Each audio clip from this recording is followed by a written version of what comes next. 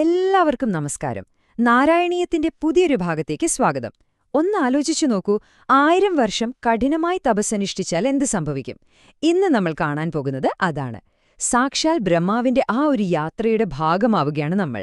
തപസ്സിനൊടുവിൽ ബ്രഹ്മാവിന് മഹാവിഷ്ണുവിന്റെ അതിഗംഭീരമായൊരു ദർശനം കിട്ടുന്നുണ്ട്. അപ്പോ നാരായണീയത്തിലെ 7ാം ദശകത്തിലൂടെ നമുക്ക് ആ ഒരു ദിവ്യാനുഭവത്തിലേക്ക് ഒന്നിച്ചു പോകാം, അല്ലേ? അപ്പോ റെഡിയല്ലേ? ഒന്ന് കണ്ണടിച്ച് സങ്കൽപ്പിച്ചു നോക്കൂ. 1000 വർഷത്തെ തപസ്, അതിനുശേഷം വൈകുണ്ഠം എന്ന ആ ദിവ്യലോകം നമ്മുടെ കൺമുന്നിലിങ്ങനെ തെളിഞ്ഞുവരുന്നു. എങ്ങനെയുണ്ടാവും അത് കാണാൻ? സാക്ഷാൽ ഭഗവാന്റെ രൂപം എങ്ങനെയായിരിക്കും? വെറുതെ ചിന്തിച്ചിരിക്കേണ്ട, നമുക്ക് ബ്രഹ്മാവിന്റെ കൂടെ തന്നെ അങ്ങോട്ട് പോകാം. ആ അവിശ്വസനീയമായ കാഴ്ച എന്താണെന്ന് നേരിട്ട് കണ്ടറിയാം. ബ്രഹ്മാവിന് ആദ്യം കാണാൻ കഴിഞ്ഞത് സാക്ഷാൽ ഭഗവാന്റെ വാസസ്ഥലമായ വൈകുണ്ഠമാണ്. കേട്ടോ, വൈകുണ്ഠം എന്ന് പറയുന്നത് വെറുമൊരു സ്ഥലമല്ല. അവിടെ ദുഃഖമില്ല, ദേഷ്യമില്ല, പേടിയില്ല, ഒരു നെഗറ്റീവ് എനർജിയുമില്ല. ആ ഒരു പെർഫെക്റ്റ് ലോകം എങ്ങനെയുണ്ടെന്ന് നമുക്ക് നോക്കാം. ദശകം 7, ശ്ലോകം 6. നാനാദിവ്യവധുജനൈരഭിവൃത വിദ്യുല്ലതാ തുല്യയാ വിശ്വോന്മാദനഹൃദ്യഗാത്രലതയാ വിദ്യോധിതാ ശാന്തരാ ത്വത്പാദംബുജസൗരഭൈകകുതുകാ ലക്ഷ്മീ സ്വയം ലക്ഷ്യത്തെ യസ്മിൻ വിസ്മയനീയ ദിവ്യവിഭവം തത്തേ പദം ദേഹി മേ. അപ്പോ ഈ ശ്ലോകം എന്താ പറയുന്നേ? ഇത് മുഴുവനും ലക്ഷ്മീദേവിയെക്കുറിച്ചാണ്. വൈകുണ്ഠം എന്ന് പറയുന്നത് ദേവിയുടെ വീട് മാത്രമല്ല, ദേവിയുടെ ആ പ്രഭയുടെ ഒരു റിഫ്ലക്ഷൻ കൂടിയാണ്. ദേവിയുടെ സൗന്ദര്യം ഒരു മിന്നൽപ്പിണർ പോലെയാണത്രേ. അത് ലോകം മുഴുവൻ പ്രകാശം പരത്തുന്നു, എല്ലാവരെയും ആകർഷിക്കുന്നു. പിന്നെന്താ ദേവി അവിടെ തന്നെ വസിക്കാൻ കാരണം? ഭഗവാന്റെ പാദങ്ങളോടുള്ള തീരാത്ത സ്നേഹം, അതുമാത്രം. എന്തൊരു മനോഹരമായൊരു ചിത്രാണല്ലേ ഇത്! അപ്പൊ പിന്നെ മേൽപ്പത്തൂര് ഈ ഒരു അനുഭവത്തിൽ പങ്കുചേരാൻ ആഗ്രഹിക്കുന്നതിൽ ഒരത്ഭുതവുമില്ല. വൈകുണ്ഠത്തിന്റെ ആ ഒരു ഗാംഭീര്യം കണ്ടുനിന്ന ബ്രഹ്മാവിന്റെ മുന്നിൽ ആ ദർശനത്തിന്റെ പ്രധാന ഭാഗം തെളിഞ്ഞുവരികയാണ്. സാക്ഷാൽ മഹാവിഷ്ണു. പ്രപഞ്ചത്തെ മുഴുവൻ ആകർഷിച്ച ആ ദിവ്യരൂപം എങ്ങനെയിരിക്കും? നമുക്ക് ആ കാഴ്ചയുടെ ഹൃദയത്തിലേക്ക് തന്നെ പോകാം. ദശകം 7, ശ്ലോകം 7. തത്രൈവം പ്രതിദർശിതേ നിജപദേ രത്നാസനാധ്യാസിതം ഭാസ്വത്കോടി ലസത്കിരീട കടകാധ്യാകൽപതീപ്രാകൃതി ശ്രീവത്സാങ്കിതമാതകൗസ്തുഭമണി ഛായാരുണം കാരണം വിശ്വേഷാം തവരൂപമൈക്ഷത വിധിസ്തത്തേ വിഭോ ഭാതുമേ. ശരി, ഒരു നിമിഷം കണ്ണടച്ച് ഇതൊന്നുകൂടെ സങ്കൽപ്പിച്ചേ.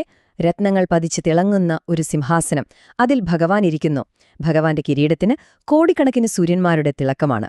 പിന്നെ മാറിൽ ശ്രീവത്സം എന്നൊരടയാളമുണ്ട്. കൂടെ കൗസ്തുഭം എന്ന രത്നത്തിന്റെ ചുവന്ന പ്രകാശവും. ഇതൊരു വെറും കാഴ്ചയല്ല, മനസ്സിലായോ? ഇത് സൃഷ്ടിയുടെ ഉറവിടം തന്നെയാണ് ബ്രഹ്മാവ് കാണുന്നത്. ഈ പ്രപഞ്ചത്തിന്റെ എല്ലാം ആത്മാവിനെയാണ് അദ്ദേഹം കാണുന്നത്. ദശകം 7, ശ്ലോകം 8. കാളാംഭൂതകലായ കോമലരുചി ചക്രേണ ചക്രം ദിശ മാ വൃണ്വാനം ഉദാരമന്ദഹസിത സ്യന്തപ്രസന്ന ആനനം രാജത്കമ്പു ഗദാരി പങ്കജധര ശ്രീമദ്ഭുജാമണ്ഡലം സ്രഷ്ടുസ്തുഷ്ടികരം വപുഃ തവ വിഭോ മദ്രോഗം ഉദ്വാസയേത്. 8. ആ വർണ്ണന തീർന്നിട്ടില്ല. ഭഗവാന്റെ നിറം എങ്ങനെയാണെന്നോ?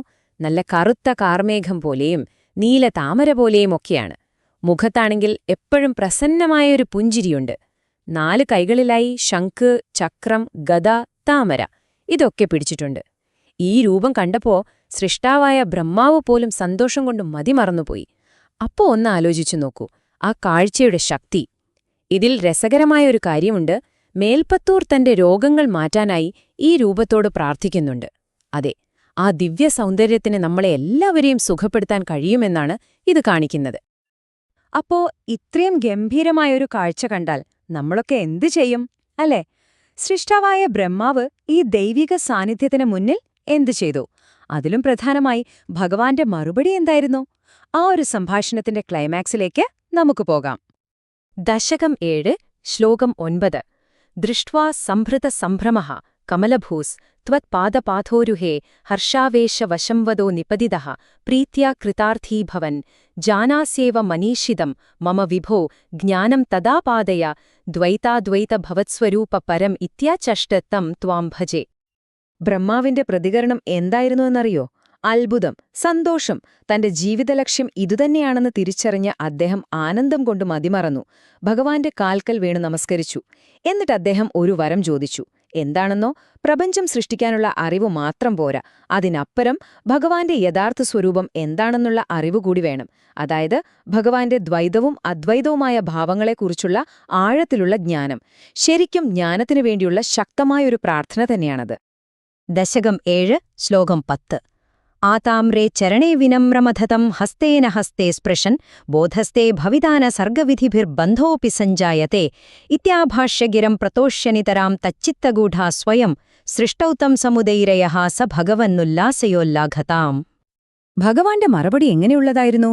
സ്നേഹവും കരുണയും നിറഞ്ഞതായിരുന്നു. ബ്രഹ്മാവിന്റെ കയ്യിൽ മെല്ലെ ഒന്ന് തൊട്ടു. എന്നിട്ട് പറഞ്ഞു, നിനക്ക് വേണ്ട ജ്ഞാനം ലഭിക്കും. പക്ഷേ അതിലും വലിയൊരു സമ്മാനം കൊടുത്തു. എന്താണെന്നോ? ഈ സൃഷ്ടി നടത്തുമ്പോൾ അതിന്റെ കർമ്മബന്ധനങ്ങളൊന്നും നിന്നെ ബാധിക്കില്ല എന്ന ഉറപ്പ്. ഇതൊരു വലിയ അനുഗ്രഹമാണല്ലേ? ഒരു ഡിറ്റാച്ച്മെന്റോടെ തന്റെ ജോലി ചെയ്യാൻ അത് ബ്രഹ്മാവിനെ സഹായിക്കും. അതോടെ ഭഗവാൻ ബ്രഹ്മാവിന്റെ ഹൃദയത്തിൽ പ്രവേശിച്ച് ഉള്ളിൽ നിന്ന് സൃഷ്ടികർമ്മം തുടങ്ങാൻ പ്രേരിപ്പിച്ചു. അപ്പോ ബ്രഹ്മാവിന്റെ ആ ഒരു യാത്ര നമ്മൾ കണ്ടു. 1000 വർഷത്തെ തപസ്സിൽ തുടങ്ങി ഭഗവാന്റെ അതിമനോഹരമായ ദർശനം കണ്ട് ഒടുവിൽ പ്രപഞ്ചം സൃഷ്ടിക്കാനുള്ള അനുഗ്രഹം നേടുന്നതുവരെ. ഈ ശ്ലോകങ്ങൾ നമുക്ക് സൃഷ്ടിയുടെ കഥ മാത്രമല്ല പറഞ്ഞുതരുന്നത്, ഭക്തിയുടെയും ജ്ഞാനത്തിന്റെയും ഭഗവത് കൃപയുടെയും ശക്തി കൂടിയാണ് കാണിച്ചു തരുന്നത്. ഇവിടെ ജ്ഞാനകോശിൽ ഇതുപോലുള്ള ആഴത്തിലുള്ള അറിവുകൾ നിങ്ങളിലേക്ക് എത്തിക്കാനാണ് ഞങ്ങൾ ശ്രമിക്കുന്നത്.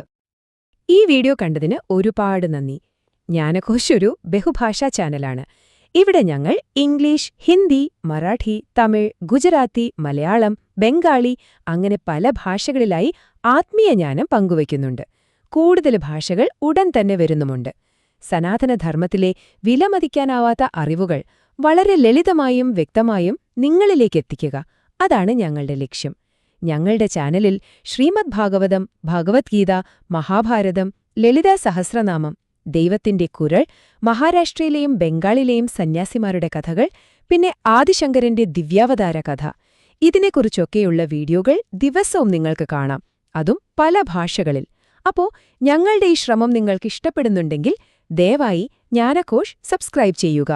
അങ്ങനെയാണെങ്കിൽ ഞങ്ങളുടെ പുതിയ വീഡിയോകൾ വരുമ്പോൾ നിങ്ങൾക്ക് നോട്ടിഫിക്കേഷൻ കിട്ടും.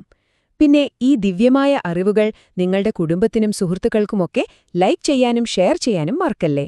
നമുക്ക് ഒരുമിച്ച് സനാതനധർമ്മത്തിന്റെ ഈ വെളിച്ചം കെടാതെ സൂക്ഷിക്കാം.